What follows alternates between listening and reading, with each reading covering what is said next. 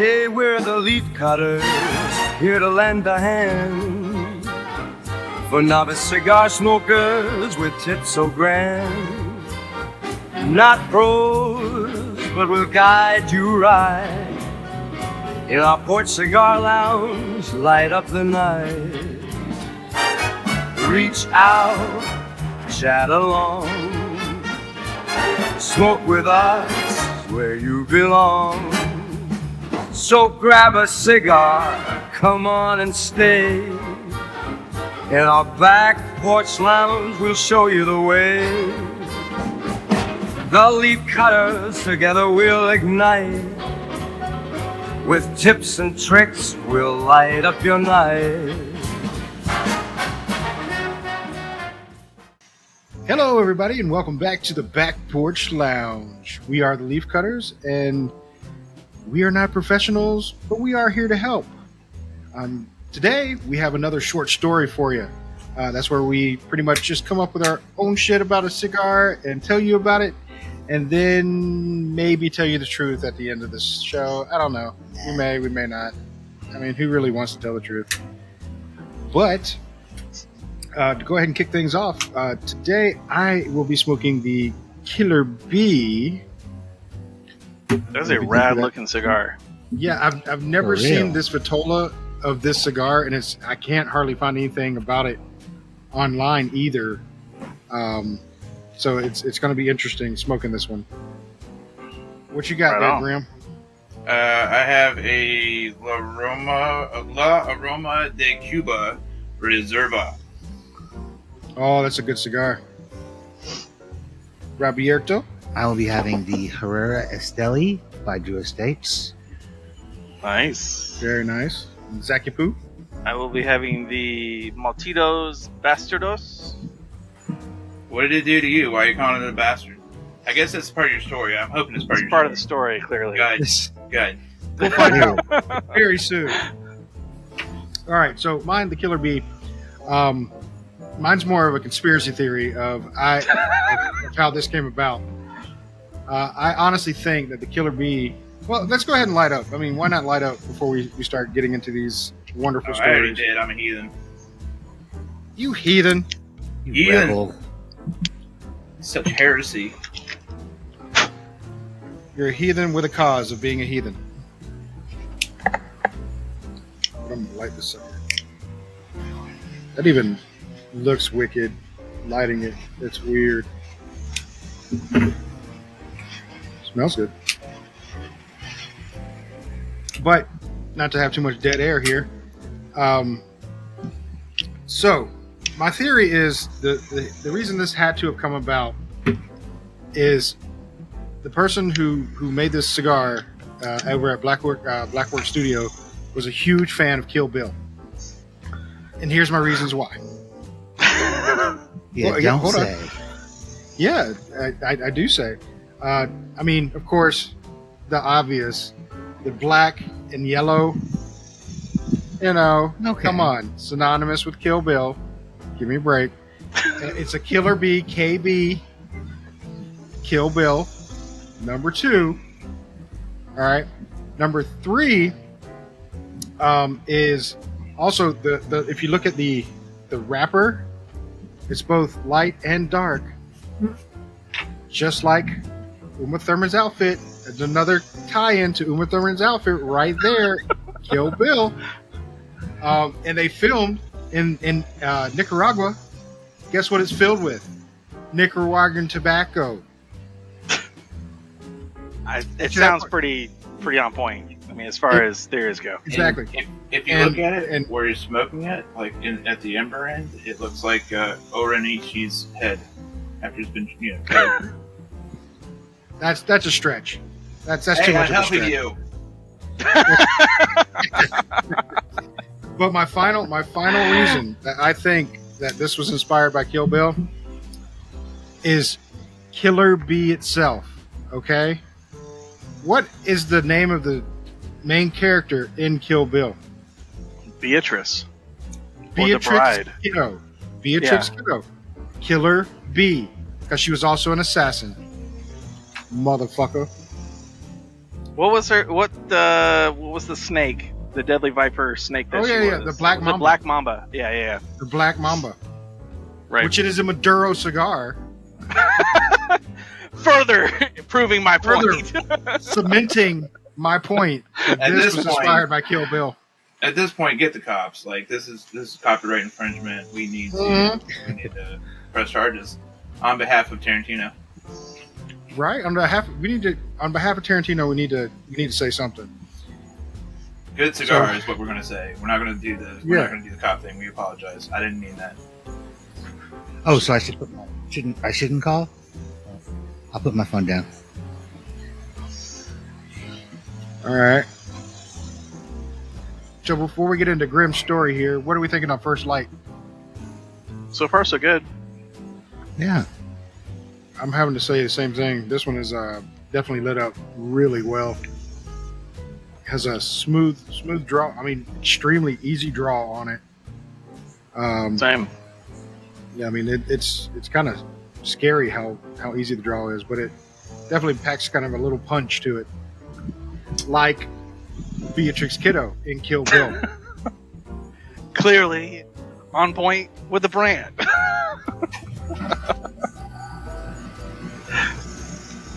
How about you, Grim? How's yours lighting up? I would probably take mine out to dinner at the very least. You know, see where it Oh, goes. that's sweet. Yeah, I'm not swiping whichever direction is wrong because that fucking. You're not swiping left? I don't know what that means, to be honest with you. I just hear that from time to time and think it's relevant. Fair enough. Is it How about not? you, Robert? What are you thinking? Your first light up. Well, first, let me get this out of the way. Cardamom, cardamom, cardamom, cardamom, cardamom. Now that that's done, the light up was smooth, burns even, perfect intake, perfect outtake, very delectable cigar.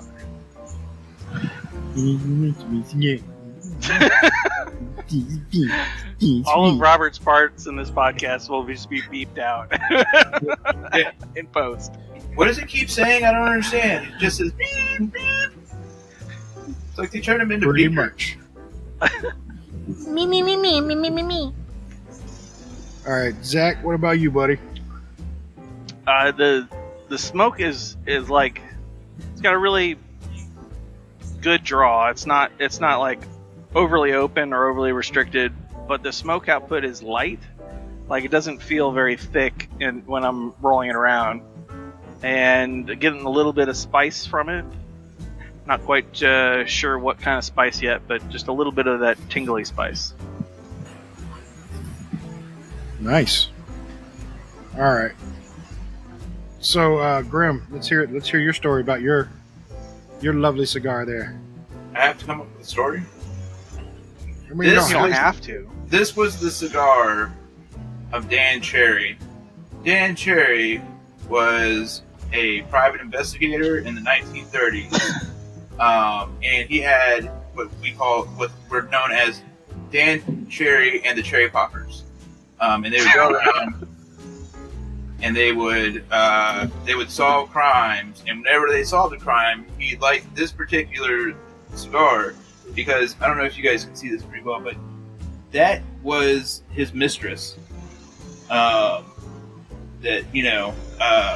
And he missed her. That's why it's mistress. And that was cheesy for me, shit. And he wanted to be reminded of her whenever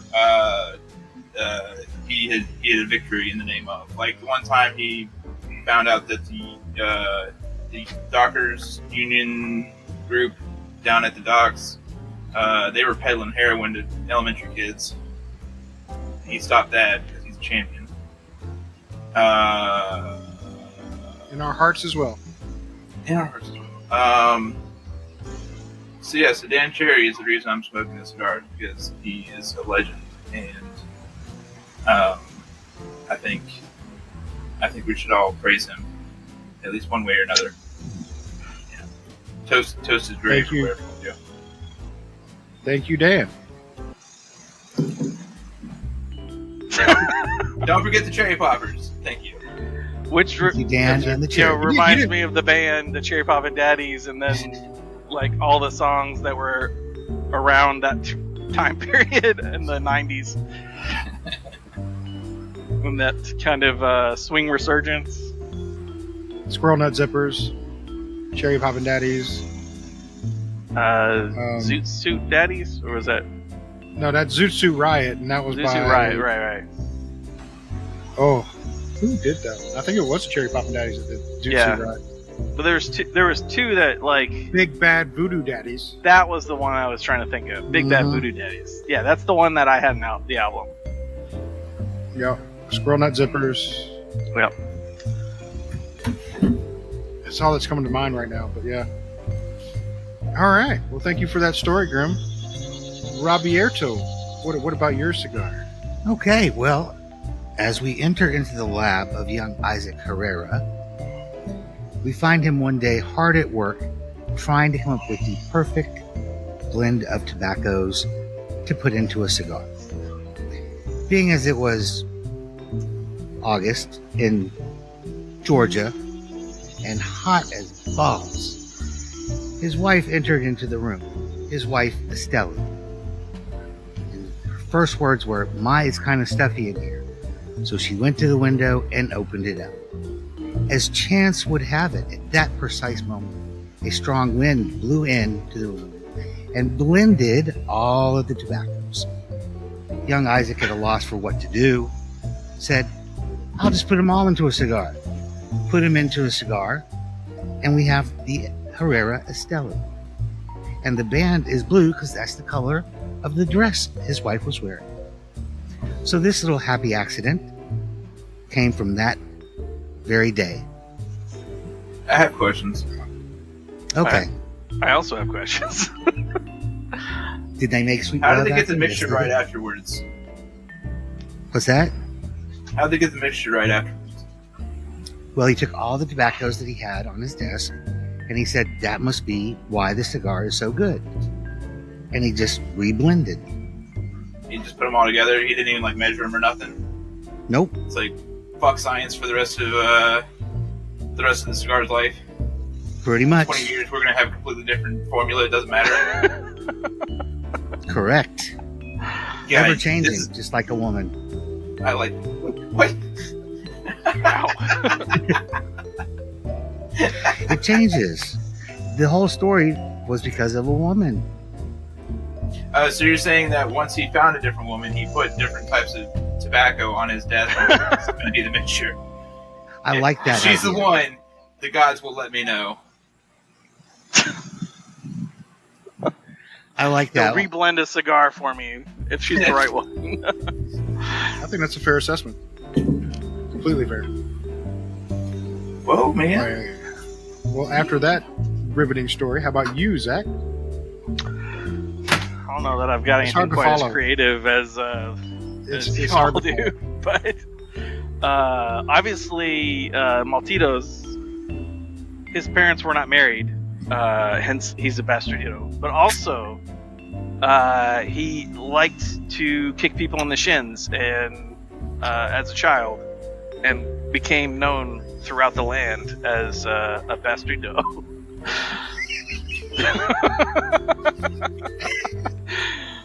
It's simple, but it's true. You know, that's the truth. In previous short stories, we've discussed what potential tobaccos are in the cigar. I have not looked up this cigar. This was a gift from Andy a while ago, and has been sitting in my humidor for a while. I don't know how long. Do you all want to guess what tobaccos are in your cigars, or have you looked them up? Well, since I mine? know it was definitely Nicaragua because that's where they filmed Kill Bill. It's a Definitely Puro. Nicaragua. It's a Puro. Yeah, I'm gonna 100% say- Nicaraguan. I'm going to say it came from where Dan Cherry died on his last expedition where he didn't come home in Ecuador because he got killed by, I want to probably say a puma. Puma killed him. Wow. Yeah, he didn't go out in a great way. He was eating, and it was slow. Dang. Yeah. Yeah, Crims that's are I scary. don't have the slightest clue. Well, I mean, when the whirlwind of wind was in there, you don't know what it's made of. It's Exactly. That's why I don't have the slightest clue. It's extremely limited edition. That's what I asked about measurements, because how do they recreate this shit? Well, he knew what he had on his desk, so he just kind of So he just Oh. made it, but it's still a secret blend. even to him. Yep.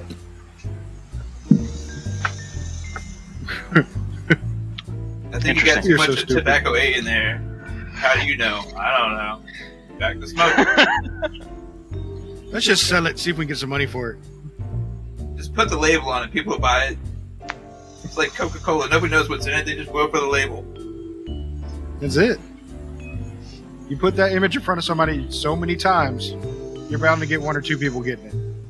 You know, I don't even like Coke, and every once in a while I'll get to the gas station window or whatever and be like, Coca-Cola sounds nice. I want to support those polar bears. You know, from the See? from the commercials. Because every time you buy a Coca-Cola, they say polar bear. Yep. And a penguin. Wow, I did not know Even that. though, factual story, polar bears and penguins do not exist in the same part of the world.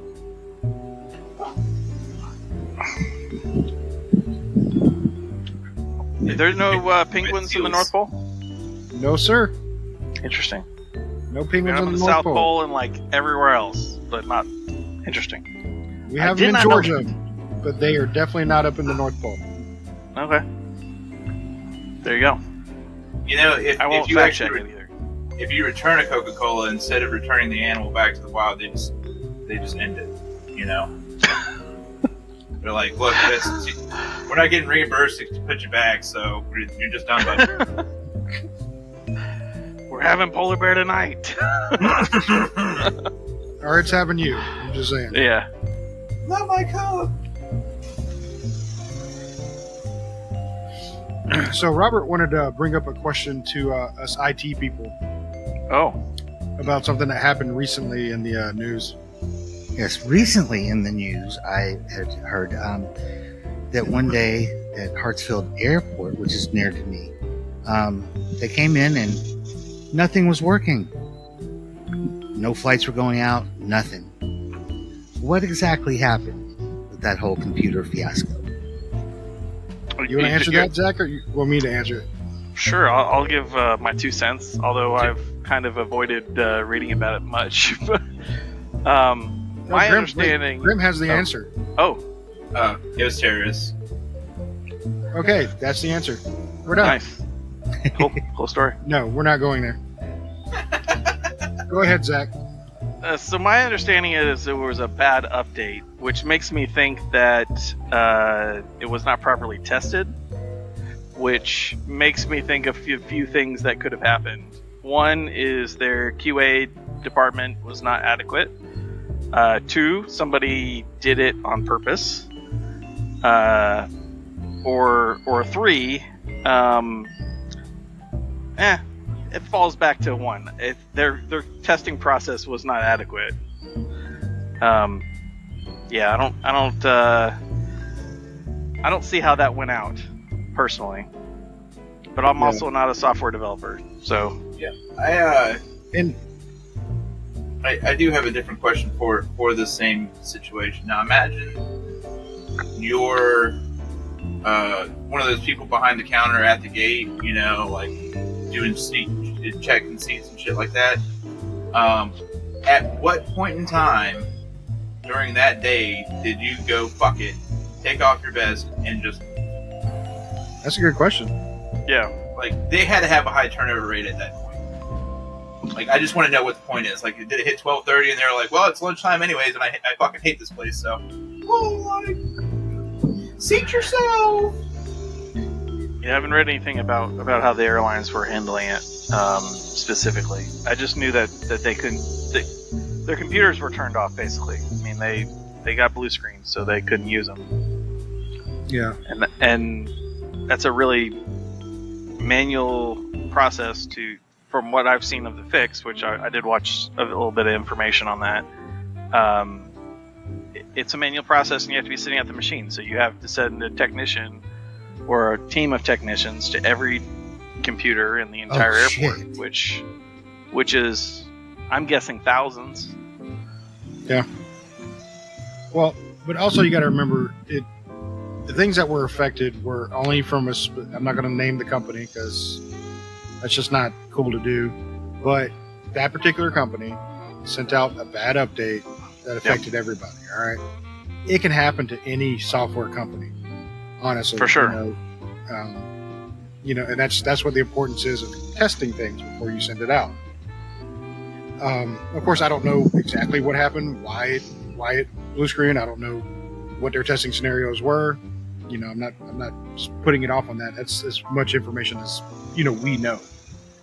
But it can happen.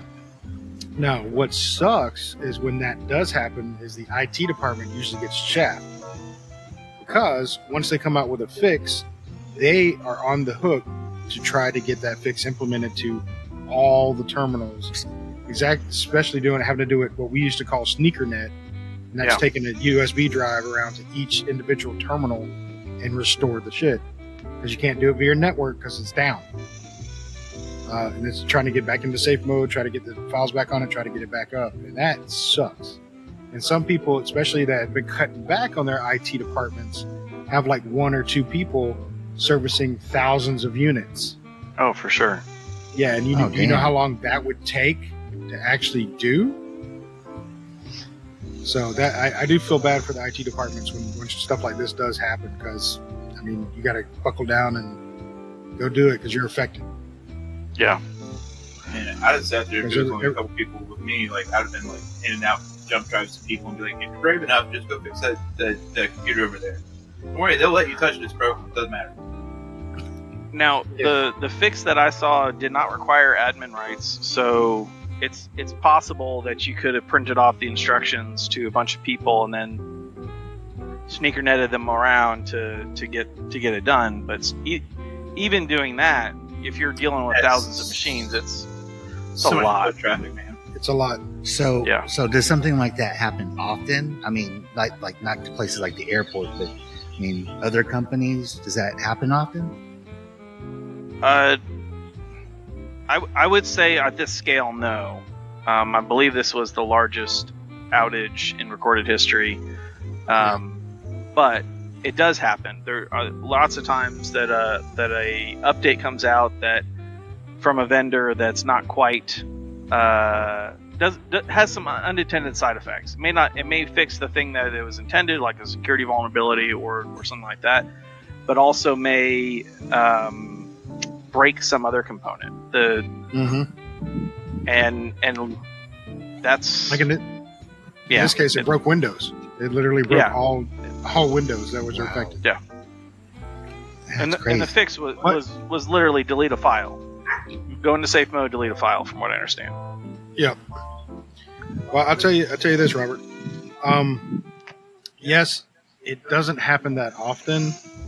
But as soon as this did happen, I had a PTSD moment because when I worked for a previous employer, we had a third-party company come in and run a bad script out to all of our units.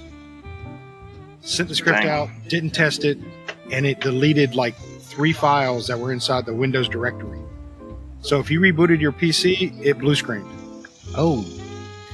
So within probably 3 hours of him sending that, we had half the company down. Shit. And this was a company that serviced multiple companies, so we literally had to get in the car and travel all over the place to get people back online. And it took days of not sleeping, trying to get it done, because honestly, we were a small company, so if we did get them back going, we were out of business. Yeah. Even though it wasn't our fault that it happened, because the software we had on their system was on their system, we were responsible. We had to get everybody back online, and everybody was losing money. Oh, wow. So just think that, but 1,000 times more than what happened on this. It's pretty crazy. But to reassure everybody, it wasn't a terrorist attack. It wasn't, anybody attacking us from the outside. It literally was a mistake on this company's part, and it caused everybody to go down. So I was wrong. Well, It's hard. Yes. It's hard to prove that you're wrong. you're absolutely right. It's hard to prove that you were, Yeah. maybe somebody slipped in something into that update. Who knows?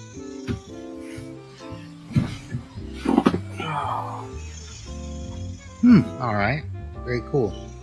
I cannot stop smoking this cigar. It is lovely, Is it? just like Uma Thurman in Kill Bill. Oh! Also, another fact I just remembered. What's at the bottom of a cigar? The foot.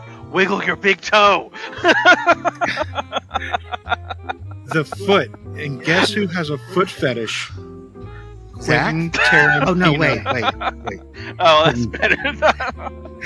Well, I mean, you were the first to point it out, Zach. So I'm going to throw that out there. Right. In hindsight, I very much regret it. And your eyes got really big when you said foot. So No, it was the It did, it was buddy. the Your eyes- connection. yeah. Yeah, No, now, foot. because we're gonna flash Foot. back to a And couple episodes ago before, right? Like, what did we say about Zach? the foot. He has a foot fetish. That's what. That's right. Just like- That is the thing you said about me, Zach has a foot fetish. Yeah. and Just it is like a Quentin Tarantino. thing I was not aware of. Just own it, buddy. It's okay. You have more in common than Tarantino than you thought there, Zach. He's gonna direct the Leaf Cutter film. Wow. Yeah. Sorry, I just volunteered No. you. I'm gonna do it, or Tarantino's gonna do it. No, you're gonna do it. Oh, And I mean, will we have can do my a feet out with you. collaboration. okay. I mean, Tarantino's kind of a weird guy, but I would love to meet him. I think he's pretty interesting. I don't would think he's ask weird. I him think he's weird awesome. shit just to try and out weird him. Be like, "What's your favorite cheese, bro? Do you Toe lift jam. that cheese? Oh, wait. Do you even lift, bro?"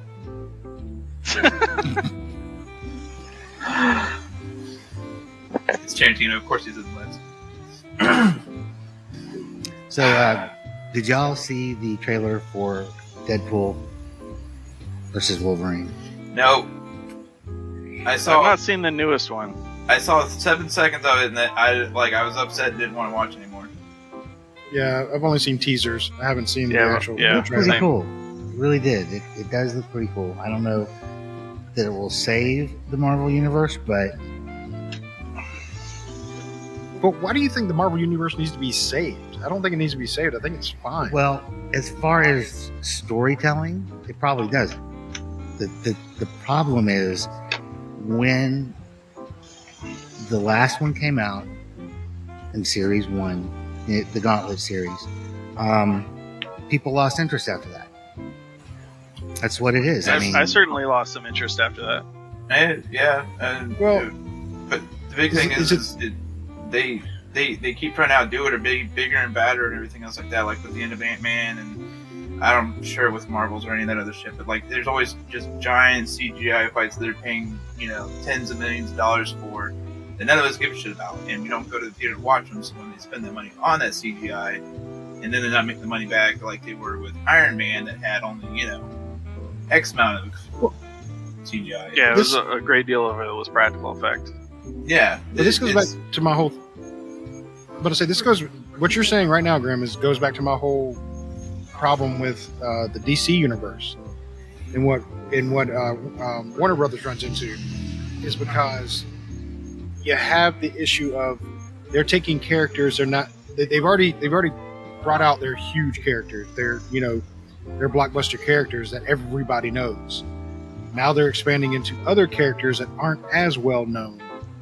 And I think that may be where they're running into a problem, because yes, they still make pretty good movies and they're pretty entertaining, but you're not as invested. Like the Eternals, is that what it was? The Eternals?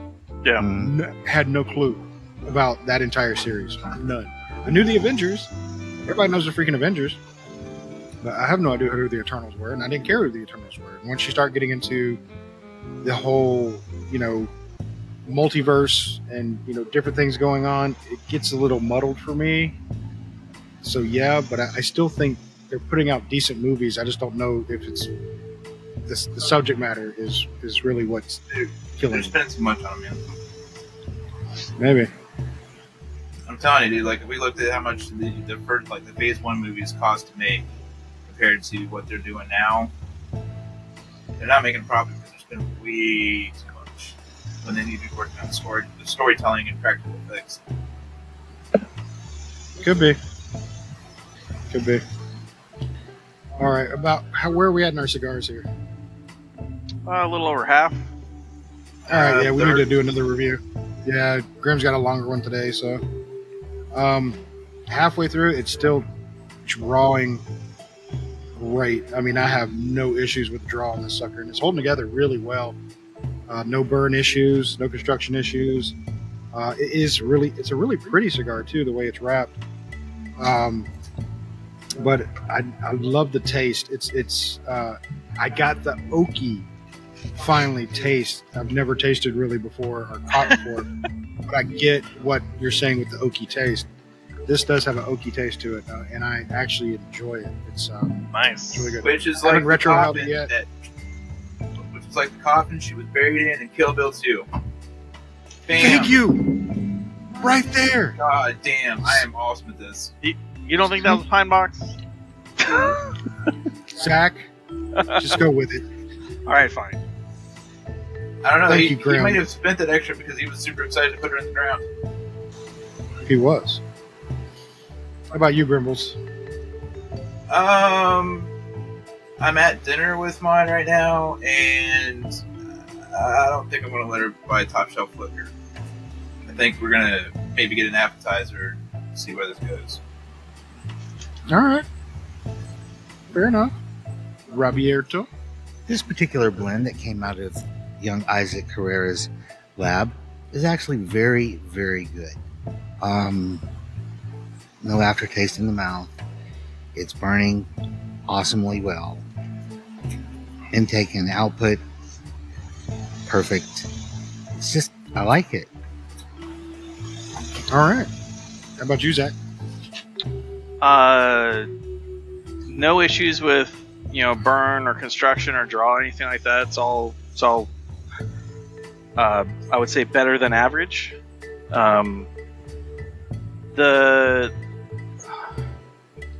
So I don't know what all's in it, but I hadn't taken my turn to guess, so I'm gonna guess. I believe it is Ecuadorian something wrapper and Nicaraguan filler. Right now, it's not hidden as like a top cigar for me, but it's good. It's not. It feels kind of average, but good. Average of the premium cigars is usually pretty good. So That works. yeah, not knocking my socks off, but I'm not mad at it. All right. I am gonna look it up though. Yeah, I'm going to give everybody the real backstory on mine too, because that's just not fair. I feel like you can't beat Dan Cherry, so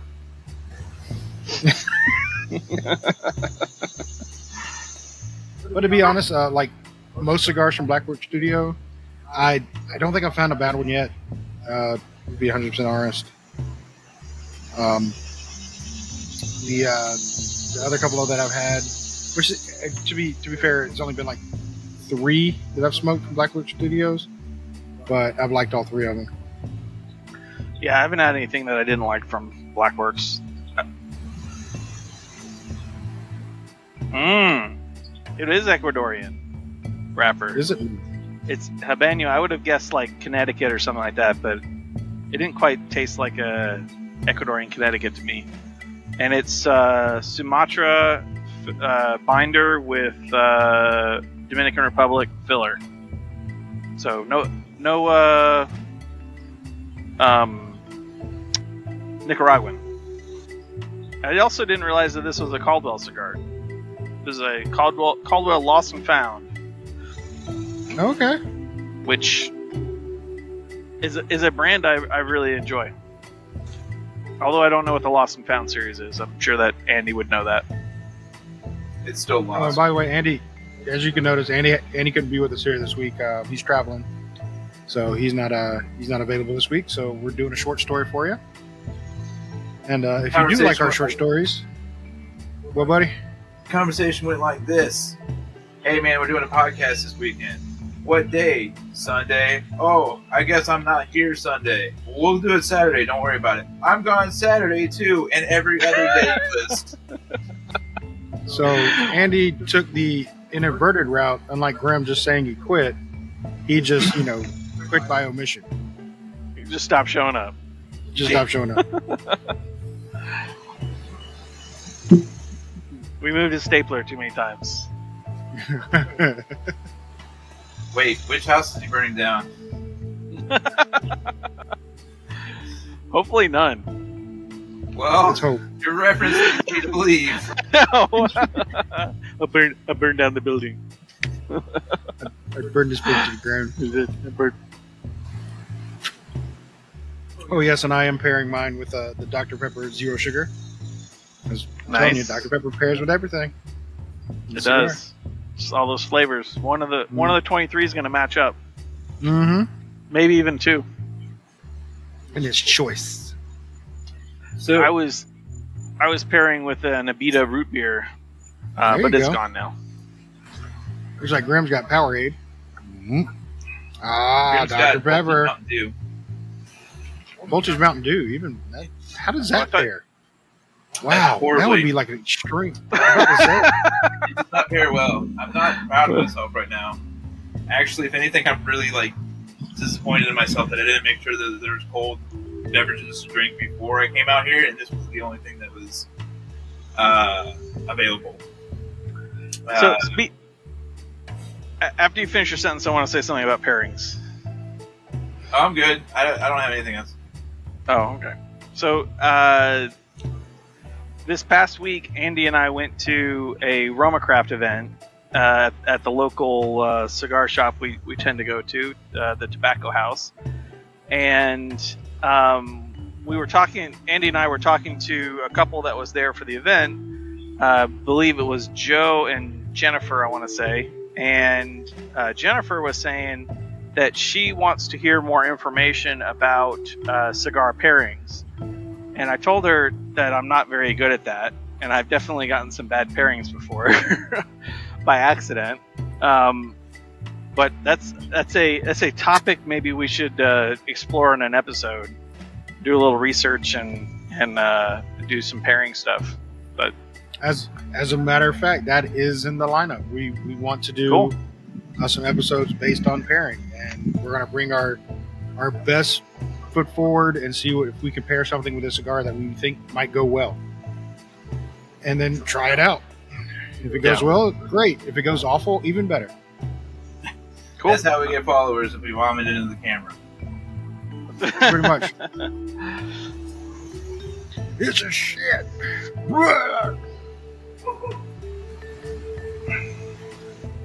Also, that event was- was fun. I won some cigars. Nice. Yeah, I heard you showed up late and you still won. You got to be a baller. Badly late. I say that's how Zach rolls, though. It's not usually how I roll. Although the two recent events, this podcast and that cigar event, I'm not doing good on my record of showing up early for things. This is a warning sign. We should be really paying attention. Yeah, my rapid mental decline. Documented now. What day is it? Do you smell toast?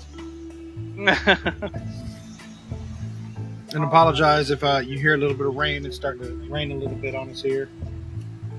So we do it for you. We do it for you. And fabulous cigars. I do it because Ben won't leave me alone about it. It's less trouble to record a podcast than to deal with Ben badgering you about it. 100%. Cool. Yeah. Just remember, if you ever want to quit the podcast, that's what you're looking at. I will hound you. And Zach, you're going to be close enough to where I can hound you. It may be a day later, but I'm going to hound you. Totally fine. Ben's going to be on your doorstep, and he's going to be like, "Why don't you like the podcast, sir?" And you're going to be like really ready to tell him, and then you look down, and he's got this small little blade in his palm, and you're like, "No, I love it.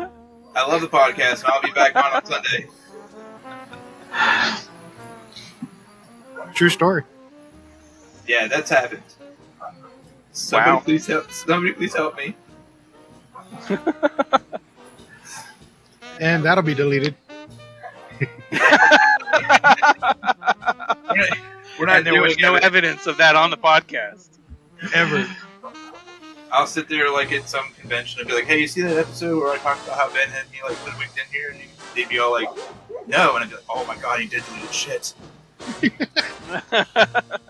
Because we've already established that the talent, aka Grim, does not listen to the podcast. Doesn't watch it, doesn't listen to it, nothing. I see the clips that show up on Facebook. That makes me happy from time to time, but you know, stuff I listen to is a little more metal. You know, a little more screamy. You know. So you're saying you listen to mostly right-wing podcasts that are talking about politics? Yeah, that's what. Yeah. Okay, that's all that. That'd be funny. No, I meant Republican commentators. Someone's getting canceled right now.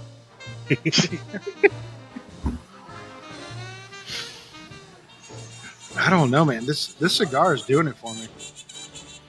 It really is. Just like Kill Bill did. That is a great two-parter movie. Mm-hmm. We talked about it before, but I just love that it's in two different styles. Me too. And it's really I like do, a handful more than that, you know? It is, but I do agree with the studio's assessment that he need to break it up into two films and not make it one film, because if you try to do one film, I think some of that stuff would have been lost. Yeah, I feel like they would have had to cut more of the movie to make it not 4.5 hours or whatever it would have ended up if you made it one movie. Yeah, agreed. I was pretty mad about it being two parts when the first part came out, because I really liked the first part and I wanted the second part right now. But in hindsight, I think it was a good move. And so did the guy creating this. Jesus God. Do you want me to call your wife and tell her that you're not coming anytime soon? Like, you got somebody else to entertain you? Maybe. He didn't mean it. See? Look, this is getting bad. This podcast is spiraling. I mean, we've been spiraling since day one. I don't know what you're talking about. Ben's gonna run off with a cigar. I'm gonna get canceled. Zach's looking at Robert's feet. Like, it's just weird.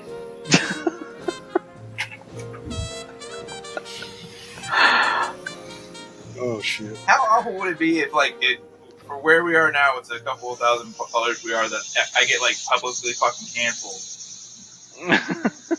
Like before we even like take off or have any kind of like, you know, status. Well, I'll tell you what we'll do.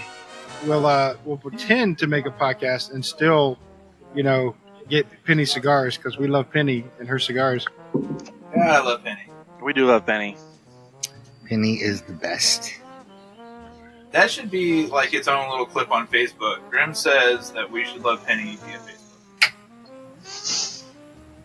And the reason I bring up Penny on a non-Penny supplied show is actually Robert's cigar is supplied by Penny.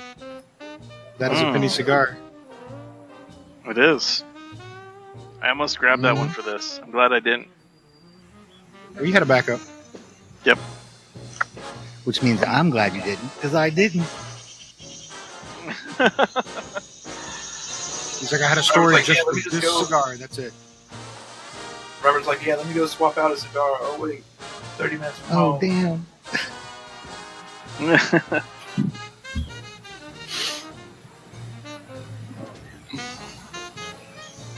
But speaking of things that happened this week, for some reason, there's this little gas station humidor that has been getting cigars that I don't see in my normal shops, and it's blowing my mind. Like, that's where I picked up this Killer Bee, because I don't see Killer Bees anywhere. I've seen them all over Facebook, and people talk, say they're great cigars. I don't find them. But this guy has them at his little shop. And he also had one called I think it's called a Cool Moose. And I've been seeing all those over socials. He's the only one that has them. Yeah, it's really weird that he's carrying stuff that I don't see in other, and it's not just like niche, small. Well, I can't say niche because they're pretty big. Blackwork Studio is pretty big, but he also carries like Rocky Patels. He carries Gurkha. He carries your staples. Yeah. But he also has the smaller ones, which I'm very proud of. I'm going to frequent his shop a little bit more because he does carry the stuff that I can't get anywhere else. That's pretty cool. I know a lot of those little bar humidors, and I'm assuming this one also. They're usually run by a shop that just they pay for space in the and they get money off the cigars that sell. But that's interesting that they got kind of rare cigars in there that I've not seen those in any of those little bar humidors. Usually it's like a staple thing. It's like they've got a Fuente, they've got an Oliva, they've got maybe Perdomo. I don't know, Perdomo. Well, yeah, something like that. Yeah, the brand recognition, the big brand recognition that somebody's going to go in there and be like, okay, I know who that is. I'm gonna grab that. Right. But that brings me to the point that maybe you should branch out from your local cigars, tobacco shop and explore some of these smaller places. Now you do have to be careful because they might not take care of the cigars as well as a cigar shop and things like this. But this guy does have the full-on cabinets with the individual humidors in them and everything like that. So he keeps them up. Can you see the humidification level? Yes. Yes. And each cabinet has its own humidification level. He did have it a little low. It was about 60. But I mean, if you kept it 60 in that big of a humidor, good on you, man. Right. Especially if since you're running it out of, like I said, a gas station. Not to put down gas stations, but sometimes we go to a gas station, man, they're dry as hell. Right. But all they have is banana. I tried a cigar from Buc-ee's. What was that, Grim? I said I'd buy a cigar from Buc-ee's, like a Buc-ee's brand cigar. No, but Buc-ee's would do it themselves. They'd be your own Buc-ee's cigar and have a big, well maintained and priced appropriately, and it'd be awesome.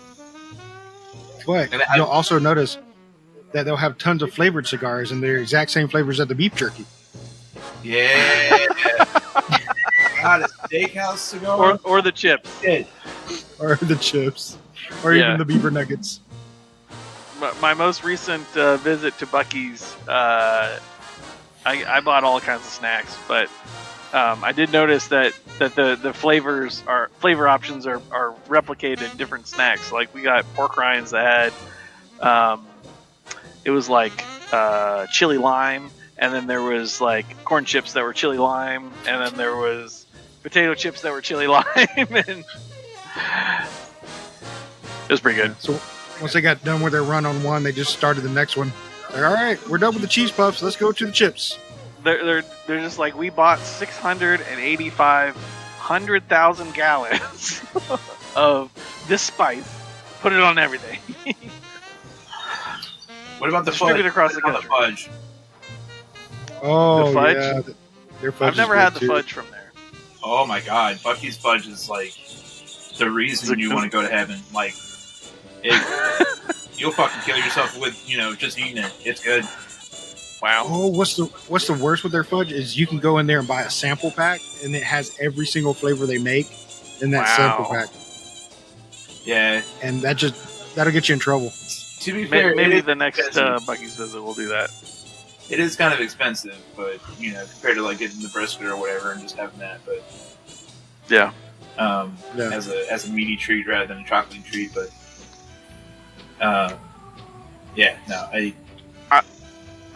their brisket is not the best I've ever had by a long stretch, but it's also not the worst. It's like consistently pretty good and very cheap for what you're getting. So I always get like a brisket sandwich or an egg brisket burrito or something when we're there. Yeah, for your breakfast, yeah. Yeah, we don't have If you didn't know, people, Bucky does do breakfast. They do. And it's good. Which they do a brisket burrito as well. So yeah, you can still they get do brisket sticks.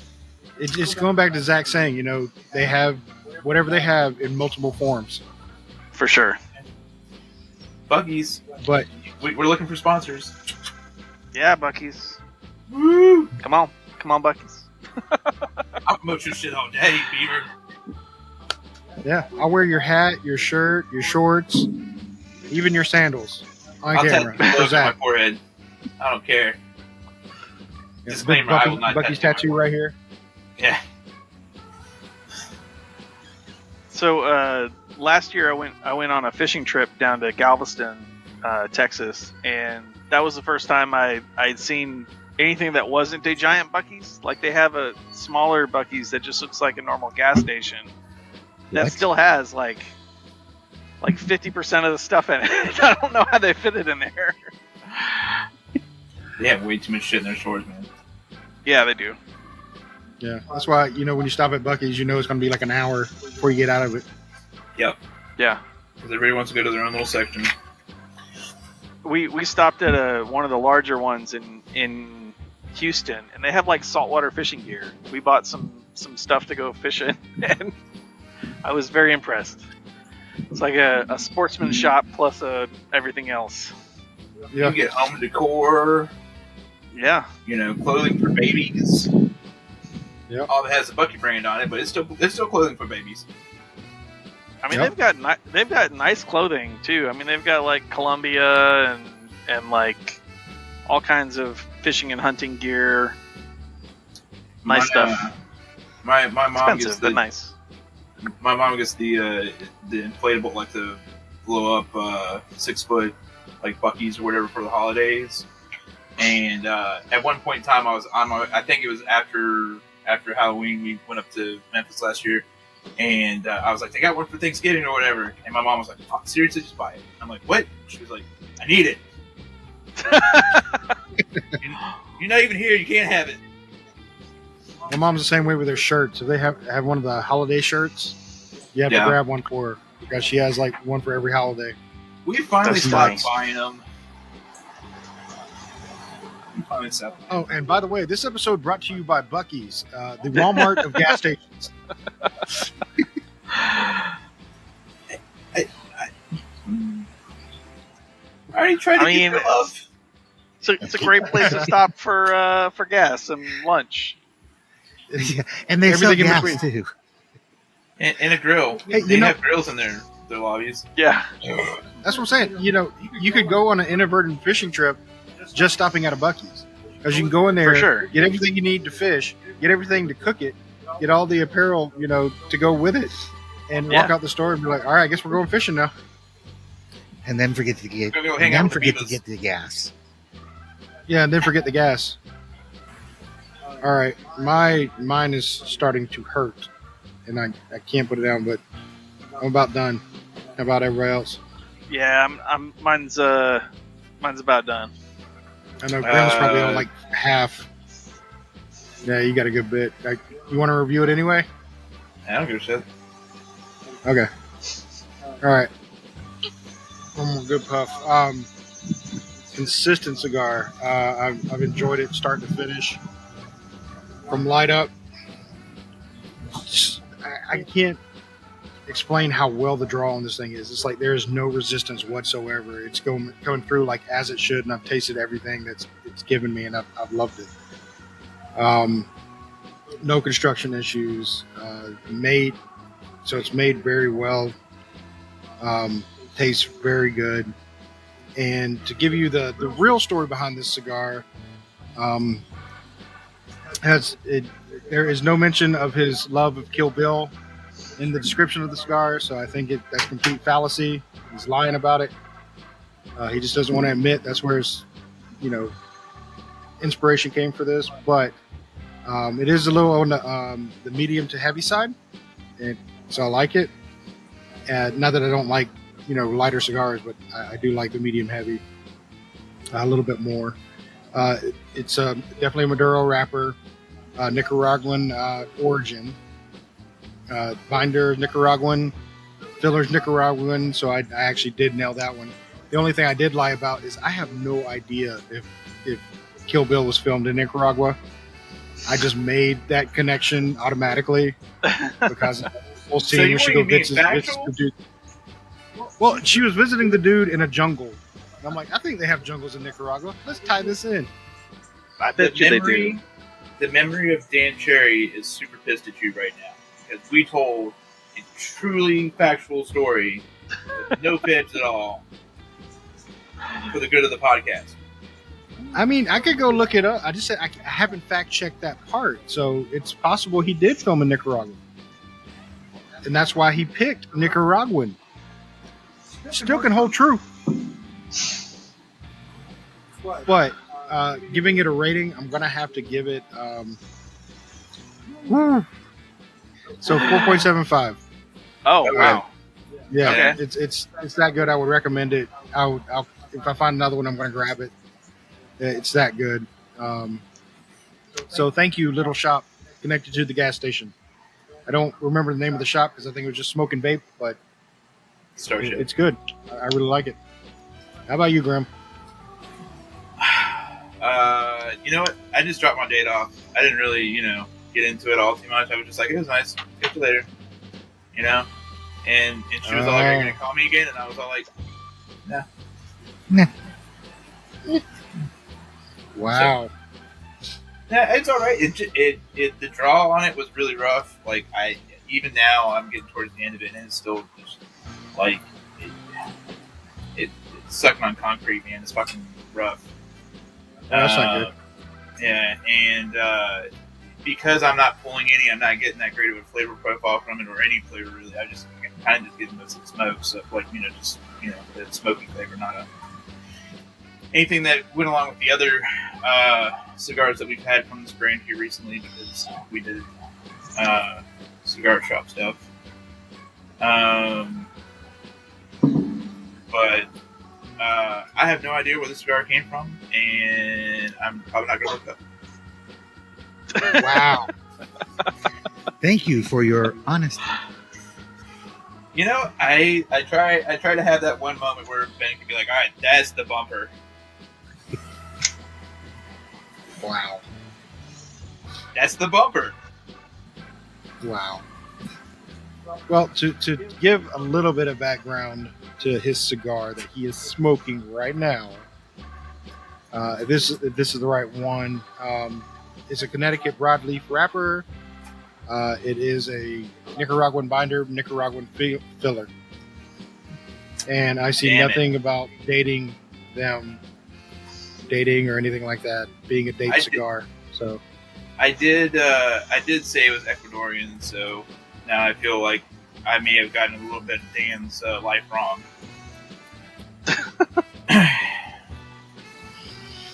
damn it, Graham. Damn it. How about you, Robert? Okay, so it was an awesome cigar, and I looked it up from the Drew Estate website, and it wasn't Isaac Herrera, it's actually Willie Herrera, and he was the newest member of the tobacco blending community, and they basically gave him the keys to the tobacco and said, go create a blend. The thing I find rather interesting is he had all the tobacco blends to choose from, had all their tobaccos, and he blended this. So I wasn't far off. Wasn't exactly his wife, but yeah, like I said, it smoked great all the way down. Actually, still smoking great. 4.8. Wow. Because I will have more of these. I like these. It's Nice. a solid cigar, I will admit. It's a good cigar. And Zach. I left my pick inside, so I'm using my knife. Go there, John Rambo. As the cigar burned down, it intensified quite a bit and went from being kind of I would call like medium mild to maybe medium full, and I liked it a lot more. Like the last third here has been pretty good. I would say it went from being like a 3 to maybe a 3.75. I'm gonna call it a 3.75. Okay. It's pretty good. I would have it again based on where it's at now. Yeah. I said, it's a pretty good cigar. I've had that one before, and I did like it too. So, as usual, everyone, please, follow us on our socials. We're on Facebook, we're on Instagram, we're on Threads, we're on YouTube. We're out there pretty much on the socials. So please follow us, like us, say hello to us, talk to us. If you have questions, send us questions. We'll try to answer them. We'll answer them on the podcast. But we do enjoy doing this for y'all. We enjoy, the brotherhood of the leaf, the sisterhood of the leaf. So, get out there, talk with us, and have fun with us in the Back Porch Lounge. Grab your favorite cigar, smoke with us. That's the whole point of this podcast. So, on that note, I want to say good night. Good night. Good night.